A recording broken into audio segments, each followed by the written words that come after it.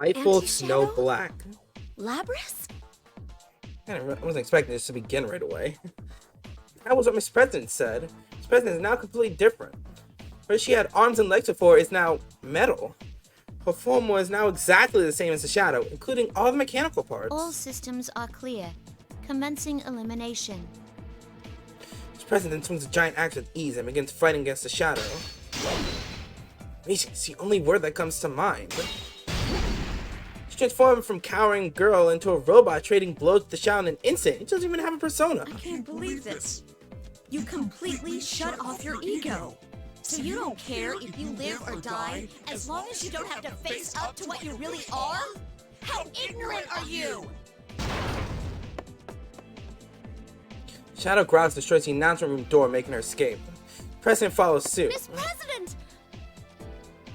Doesn't acknowledge my voice in the slightest. I'm left dumbfounded in the room, trying to make sense of what I just saw. This president isn't human? That can't be. It seems I came too late. She's an older generation model, yet she's this powerful? The one that appeared from the broken door was... Wait, what? How do I put this in words? It was a woman wearing a white fur coat, but with some kind of skin-tight bodysuit? Like a secret agent from one of those action movies guys like so much. Given her taste in clothes, I have no idea what kind of person she is at all. After she looks all over, she gracefully raised her hand in the air. And then... Artemisia. She summoned a persona.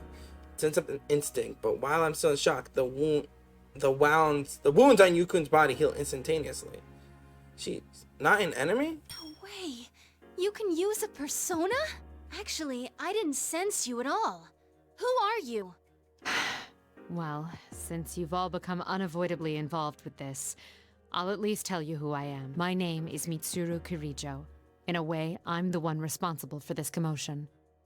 Persona user besides us? Wait, I feel like I've heard the name Kirijo before. What do you mean you're responsible for this? Do you also know the reasons behind what happened a moment ago? I'm sorry, but there's only so much I'm at liberty to tell you. Though it's only natural for you to have your doubts, I'll try and answer to the best of my ability. Susan sighs for telling us about the sequence of events leading up to now. Even though it was simplified, what she told us came as a huge shock. So shadows not only appear in the TV world, but that there are cases where they appear in the real world as well. On top of that, there's a never-ending battle, and Mitsuru-san is leading an organization created to fight those battles. And one of the weapons created for this was Labrys. That would be Miss President, who was with us until a moment ago. Oh wait, I had a feeling that I heard the name Kirijo before. The Kirijo Group? It's not just a stock brokerage. It's a huge corporation that manufactures a lot of things. And if her last name is Kirijo, then that means this giant corporation is... And she's... Whoa. My mind is spinning from all the implications of this. I need to slow down for a moment. After I stop for a second and consider everything again, one thing stands out to me the most. I can't believe this. A machine made with a heart so it could use a persona. Well, we did just see it in action. I understand that it's hard to believe, but I'm not lying to you. It's the truth. Of course, I didn't expect a shadow to emerge from her like that. Kirijo-san continues on after looking up straight in the eye. You should leave the rest of this to us. It's all right if you back out now. No. Words have an air of authority to them. She seems very strong-willed. This is a person who is well aware of the gravity of the situation. She's right, though. Ordinary high school students like us probably shouldn't be involved in a case like this. Even though she healed Yukun, I can't help but worry about him. I'm concerned about the friends I left behind as well. Still. I understand what you're saying. Why I'm feeling some deja vu all of a sudden. But I can't leave Miss President like this. What? Why not? From what you told us, it seems like she was created only to fight.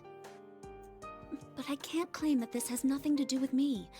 The way she talked was just like a normal girl. Miss President was suffering. Even if she was a robot created only for fighting. Can't leave her be after seeing her so emotional. She's not just a robot anymore. And I promised her that once we got to the bottom of this, we'd go out and have fun together. I can't break that promise. If she has a heart, that's all the more reason I can't turn my back on her. That's right. Doesn't matter if she's a machine. She and I were able to relate to each other. And she protected us. She's suffering right now, then I want to be by her side and support her. To Mitsuru-san, this may seem like nothing more than a emotion-fueled plea coming from an unrelated high school student, but I still don't want to back down. I'd like to make a request too. Will you take Yukiko with you? Yukon? Don't worry about us. You need to save Labrys right now. That's right, Yukiko-senpai. And they're gonna You end up in a gotta do your fight. best in our place. Yukun, Rise-chan, thank you. Mitsuru-san looks at us waiting tensely and furrows her brow and then speaks up. If you're still concerned about Labrys despite knowing the dangers involved, then I won't stop you. Thank you. But we can't waste any more time. Let's go. Right, Coming. let's get out of here. Mitsuru-san takes the lead and exits the announcement room. I sprint after her. Yukun and Rise-chan cheer me on. Go, go, go! There's support boosting my spirits. It's the course I decided upon for myself. No doubts anymore. I must accomplish this no matter what. Off they go. Follow Mitsuru-san and chase after Labrys. Invisible walls are still in the way. Trying to chase someone down while being blocked in return is really annoying. Or eventually led to one of the empty classrooms and Mitsuru-san's face turns gloomy. Another one of those invisible walls.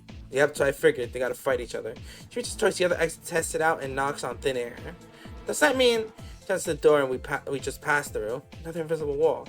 Can see outside, but we can't leave. Oh no, does this mean... Ugh, the tournament rules are still in effect, it seems. She plans to make us fight each other. I should have seen this coming. Susan draws a thin turn on her waist as if resigned to the task before us. Don't tell me, do I have to fight against Mitsuru-san now? Even with her sword pointing at me, I can't bring myself to take a defensive stance. Seeing me like that, Mitsuru-san furrows her brow. Turned completely cold, unlike a moment ago. If she's trying to buy time, that means the situation can still get worse. We don't have much time. Let's settle this. Mitsuru-san! Is that as far as you're willing to go? Wasn't there something you wanted to protect? What I want to protect. That's right. I made the decision to come with her because I want to save Miss President. No, Labrys. But to fight against someone I just met for no reason. Mitsuru-san must have sensed my lack of determination because her expression becomes even more stern. Let me clear up any misunderstanding you may harbor. All responsibilities regarding Labrys devolve to me. I respect her feelings, but I can't allow people's lives to be put at risk. If all else fails, destroying her is also an option. Destroying her? Gotta fuel her resolve. If your desire to protect her is real, you can prove it by beating me. But if you won't fight, then keep trembling where you are, and I'll settle this very quickly indeed. I'm not saying this is a threat. I'm looking at her face tells me she's serious. If it comes down to it, the person really has the resolve to destroy Labrys, then I need to make up my mind too. Let's resolve to fight, to protect her. I'll fight. Whatever I think. If only one of us can move on, it should be whoever's stronger. Now that's what I was hoping to hear. Of course, whether or not you can best me is another matter. Here we go. There's a strong power from Mitsuru-san's persona, but I don't want to lose. I'm fighting for Labrys. That's all it takes.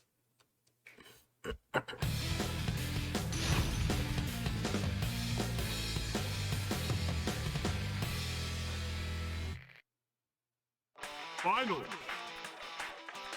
Fight!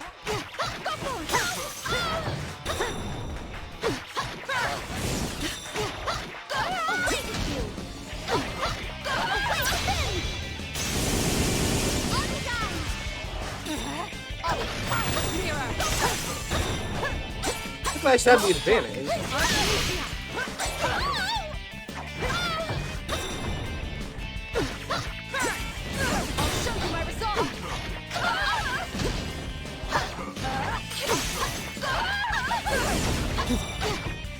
You're slow. The time has come. There we go. Raise winds. Cherry Blossom Storm! This can't be. And that's the end of that. Well done. You have proven your resolve. I'm not saying so. Mitsuru-san smiled. And that that the sternness she had before the fight wasn't genuine. Now go after her. I'm confident that you can salvage her heart. Even though she had spoken about destroying her like an object before the fight, she just said her heart. Could Did be. you let me win on purpose? I object to the question. I don't indulge people in critical situations like this. Yeah, she's right. Certain words Mitsuru-san said before we fought may have actually been an attempt at kindness on her part. Me going forward instead of her means that if worse comes to worse, I will have to make the painful decision myself. If you think of it like that, losing on purpose wouldn't be kind at all. I chide myself for having such soft thoughts. Saving someone's life isn't something that you can do half-heartedly. It was the same with last year's case too. To find Mitsuru-san and one, it must encompass no matter what. Okay. Then I'm going now. And I'm coming back with Labrys no matter what. That's the spirit. I'm counting on you, Amagi. Turn back towards Mitsuru-san and run out of the classroom. Hurrying, trying to make my way to Labrys as quickly as possible.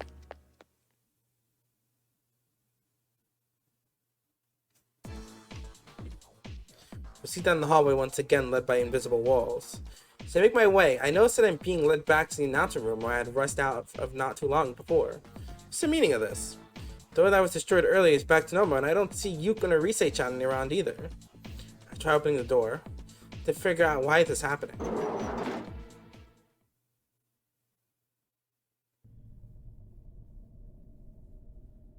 Oh, we're getting to this part already? Okay.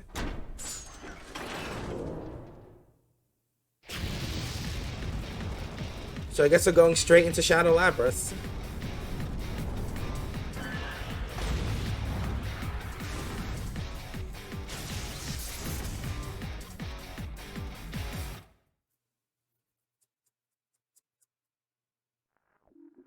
What's going on?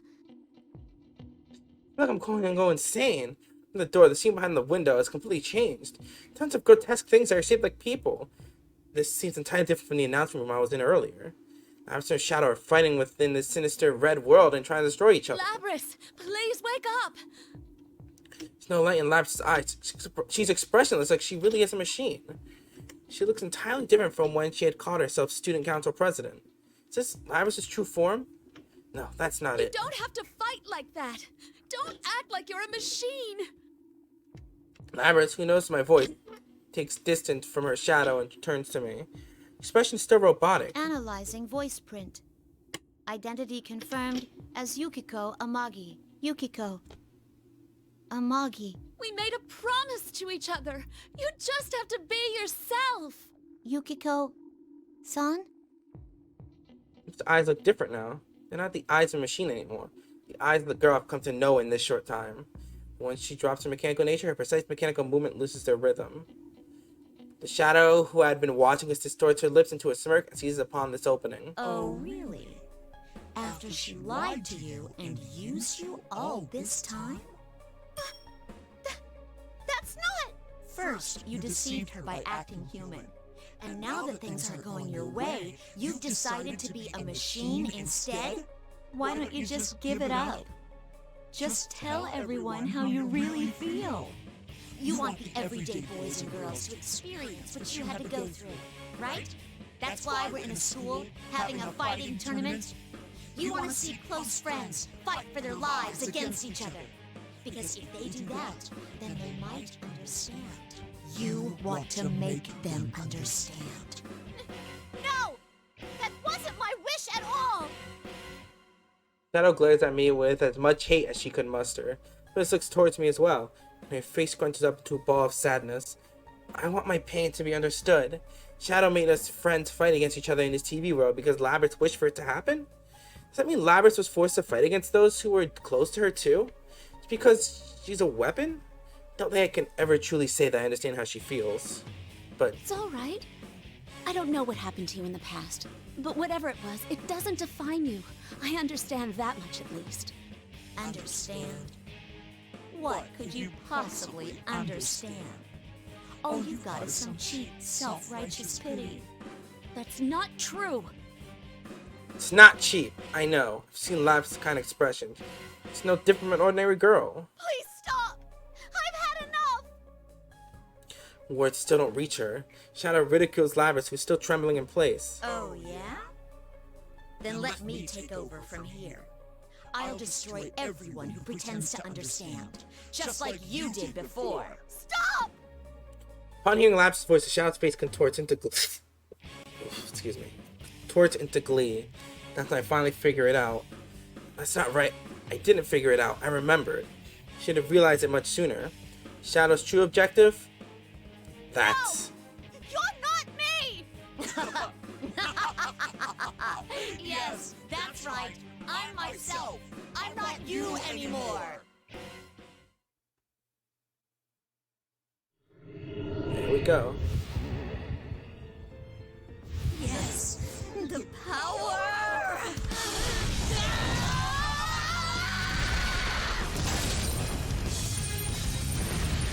Don't worry, I'm pretty sure the Arena Ultimax story mode won't be as repetitive.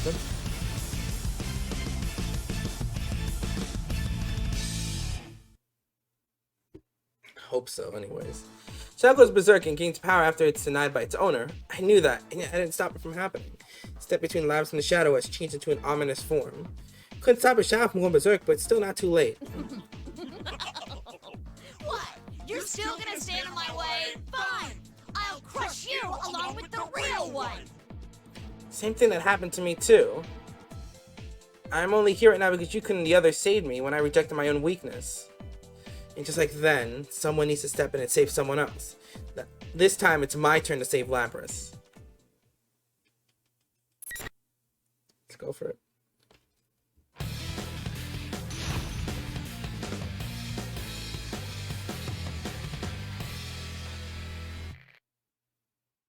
Finally.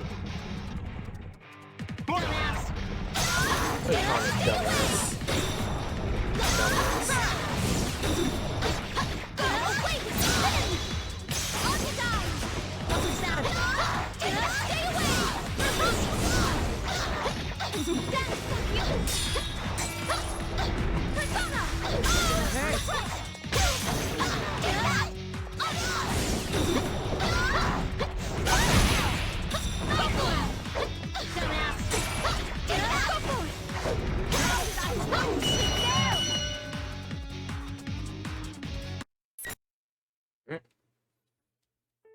As the Shadow collapses and stops moving.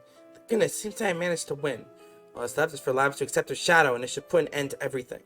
But the weight of the past Labrys is harboring isn't a normal thing. When anyone goes through tough times, the wish that normal people would experience their pain arises in everyone's mind at one point or another.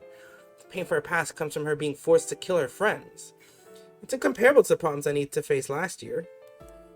If I were forced to take Chia's life with my own hands, I think I would go insane. Wonder if she'll be okay. Labrys. Oh, Labrys, while my heart is pounding. Labrys answers in a teary voice. I have to support her. No way I can understand everything she's going through. But that's precisely why she needs my support. Why? Why did you save me? You already know I'm a machine. I'm a machine that's supposed to protect people. But because what they did to me was so painful, I took it out on other people too. So why are you? It's okay. You must have suffered so much. I'm sorry. You went through so much pain to protect us. But it's all right now. I won't let those things happen to you anymore. Labrys looks up in response to my words. Think about when Labrys protected us from her shadow, how she closed off her heart and revealed to the mechanical self that she never wanted to show anyone. My heart aches. I never wanted to have to go through that again. Labrys already lived through so many painful experiences. That I can never truly say that I understand her feelings. But I'm sure that I can at least protect her so that she won't have to go through this pain anymore. It doesn't matter if you're human or not. I'm your friend. We made a promise, remember? You want to be friends? Be friends? We're friends already. That's why, if you're going through tough times, I'll always be there to help you through and protect you. Labrys seems genuinely surprised. She doesn't realize it, but she doesn't look anything like a machine when she makes faces like that. I can tell that you truly have a heart. I've faced my own shadow too. I wanted to blame everything on someone else because I felt so powerless. I was waiting for someone to do my work for me. I wanted to escape from my life. So I dreamed that a prince would take me away. But my friends helped me realize that was just me trying to run from my problems. I recount my own experiences for Labrys. Think as what Labrys went through a moment ago. She had feelings, experiences that she didn't ever want other people to know about. The truth was too painful to accept, so she rejected it. Labrys has a heart just like I do. The reason I could accept my weakness and fight this to the very end is because I had my friends helping me. I had friends who worried about me, who stood beside me. I wasn't alone. I smiled at Labrys, just as Yukun did for me back And then. that gave me unimaginable strength. I suddenly grew powerful. You're not Yes. alone anymore either. I'm sure you'll be able to find a place where you belong too. Yes. Admitting your own weakness is scary. No one wants to see their weakness, but I know that's possible if you don't have to face it alone. When Labrys hears my words, the light turns to her eyes. I sense a strong will from her. That light must be from her heart. I'm so glad that my words got through to her. Labrys nods reassuringly and then begins walking towards her shadow. Takes the steps towards her own weakness. The step towards accepting her weakness.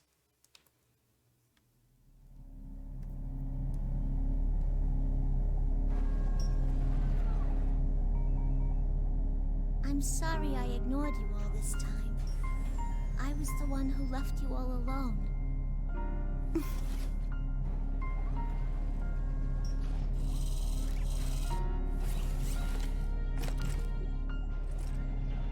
No. You are me, after all.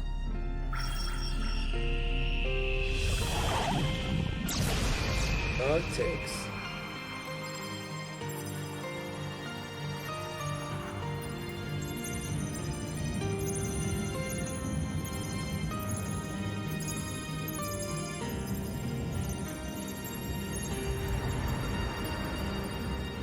There's Ariadne.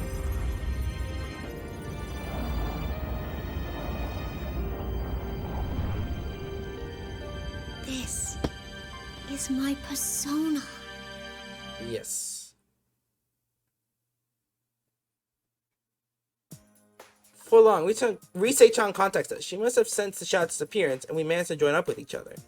But the walls and the tournament rules both seem to have stopped when Labrys accepted her own shadow. As Rise-chan used her persona to contact everyone and tell them that everything's been solved, some of us are surprised to discover that Kanji-kun is here.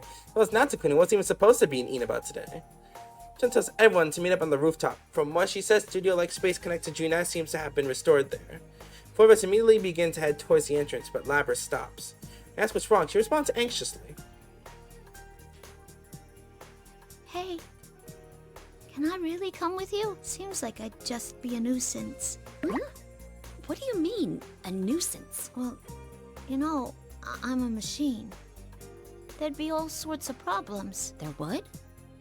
What does she mean by problems? Compared to Teddy, I can't think of any possible issues Labrys would cause. Yes, Teddy. Are you saying it wouldn't bother you and your friends?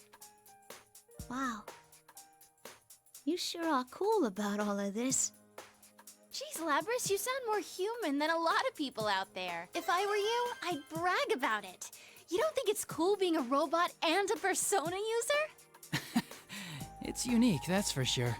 In any case, there's no way you'd be a nuisance. No way you'd be a nuisance if we already have Teddy and Yosuke. Yukun and Rise-chan both laugh out loud. Can't help but giggle along with them. Considering our circumstances, there's nothing all that weird about Labrys. Now, a good friend of ours, no different from anyone else here. Hey, there they are. Welcome back. There he goes. Yukiko! You really outdid yourself this time! When we reach the entrance area, Yosuke-kun and Chie call out to me. They've been worried about me ever since I fought against them. Teddy notices that Labrys is with me and immediately dashes over with glee. Yep, of course. Are you okay, Miss President? I was so worried about you. You're fine. Prince Teddy is here. Huh?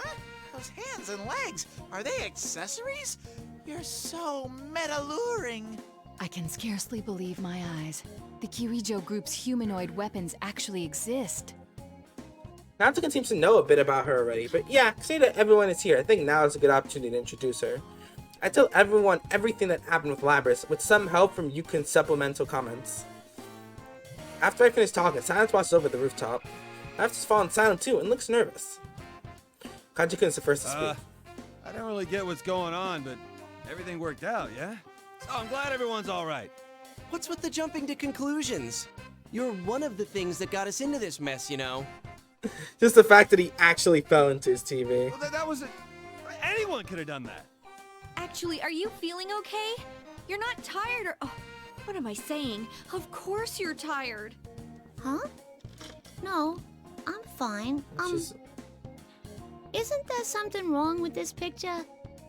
Shouldn't you guys be pissed at me and all? Huh? What would we be mad about? Nah, don't worry about it. We're cool. Pretty much all of us have caused trouble for each other because of our shadows. Yeah, especially Kanji-kun. Leave him alone. Hey, that's not fair. I never saw your guys' shadows, you know? I mean, in fairness, Kanji did kind of have an embarrassing shadow, but it's acceptable.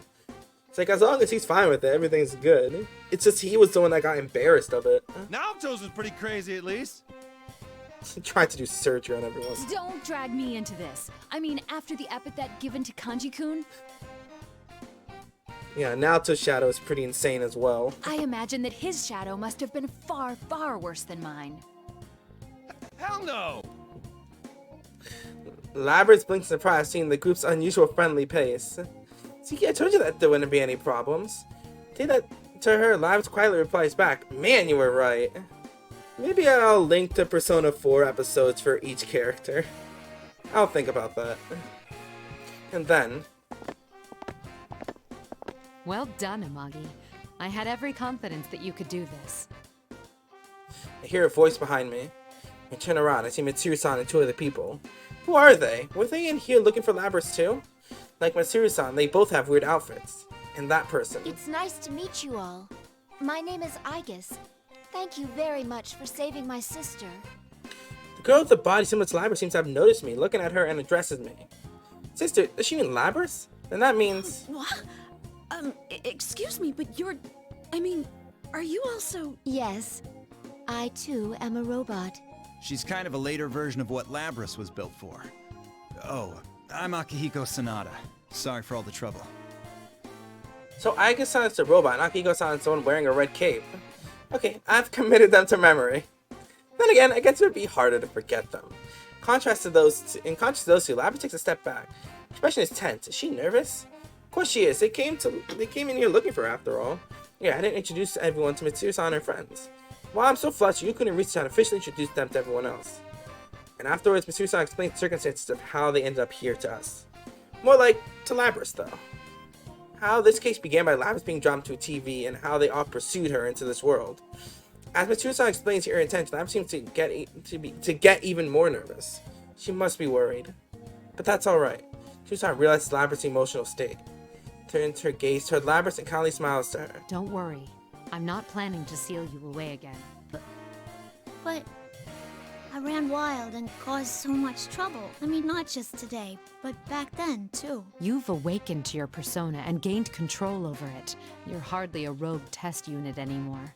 Besides, you have a heart. We would never treat anyone with a heart so poorly.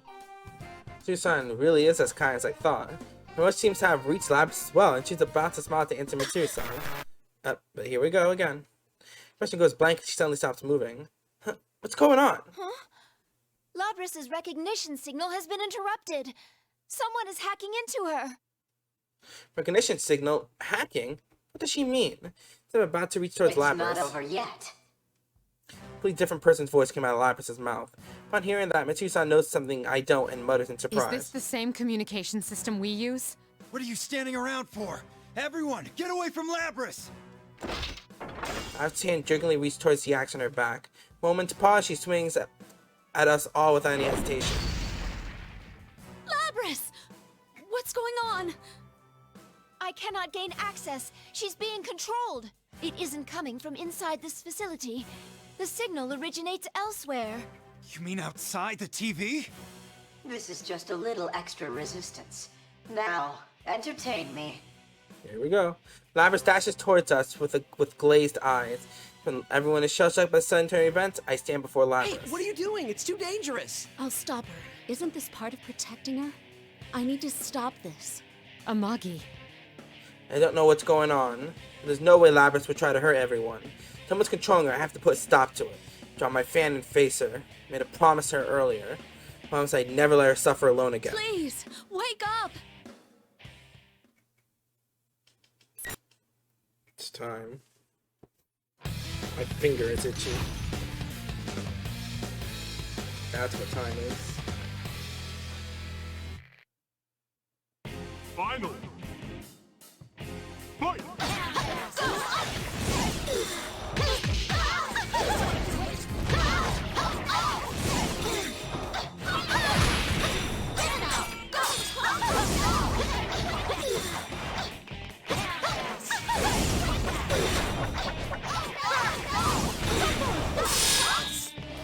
Yukio is definitely not my best character.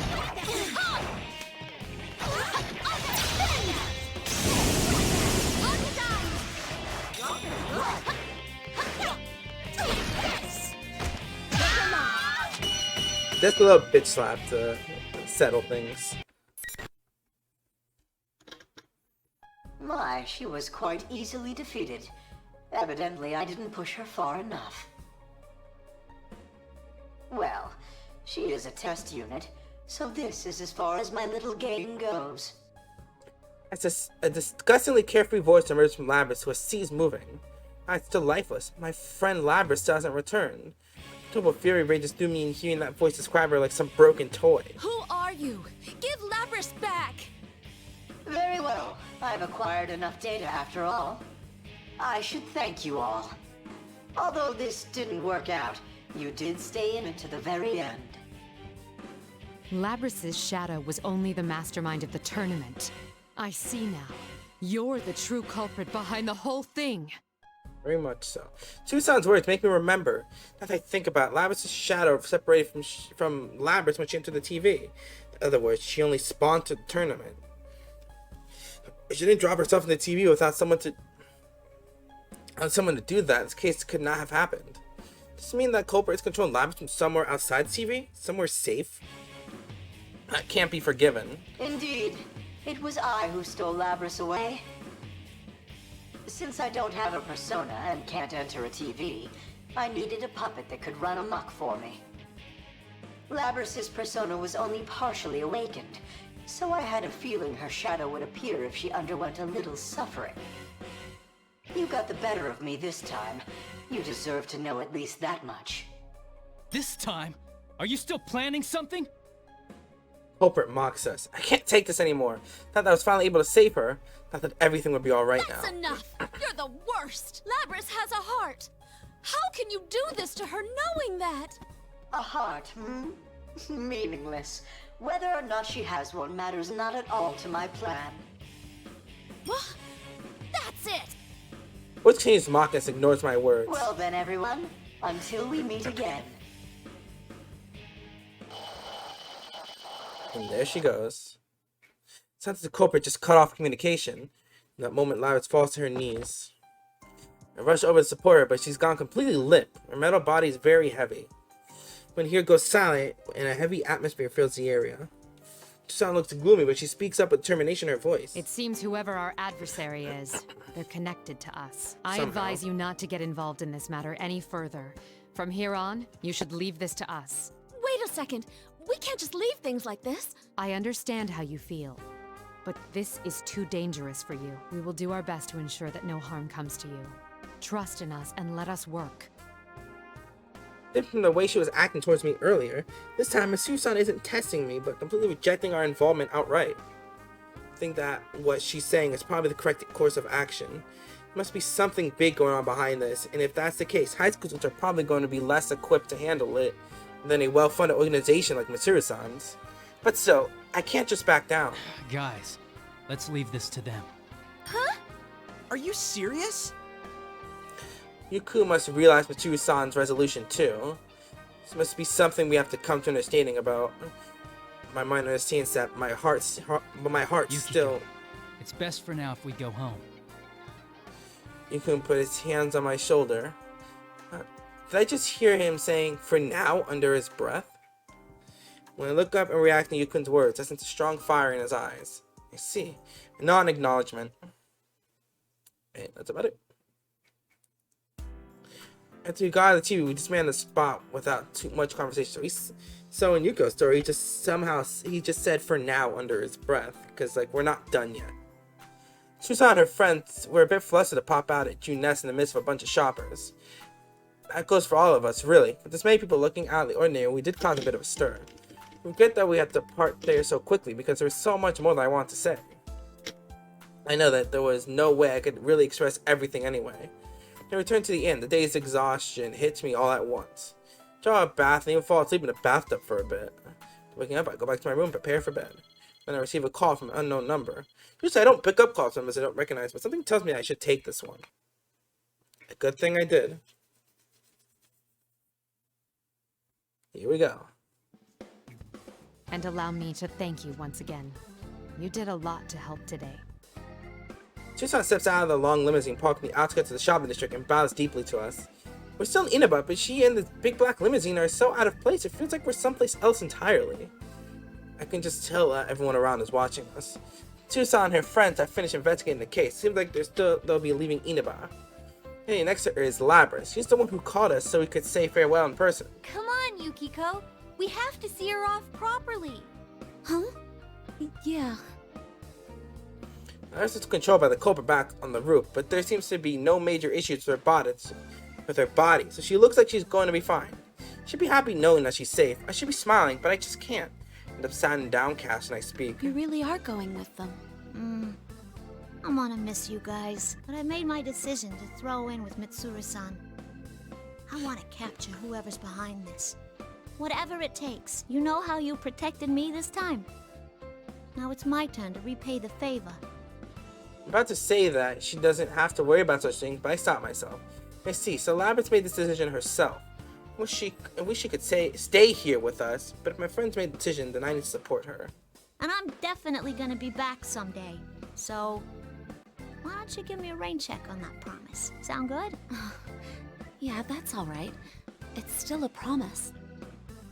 Hearing that, I'm finally able to smile for Labrys. But it's not like this will be the last time we see each other. Our promise will never change. I'll be waiting for you, though. If you break my promise, I'll make you rue the day.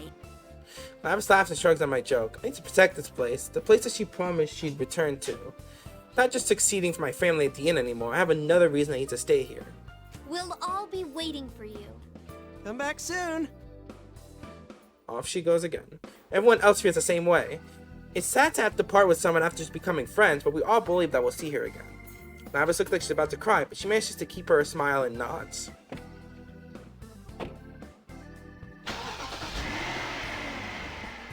Susan tells her that they're about to leave, and once the two of them enter the limousine, it quietly heads off.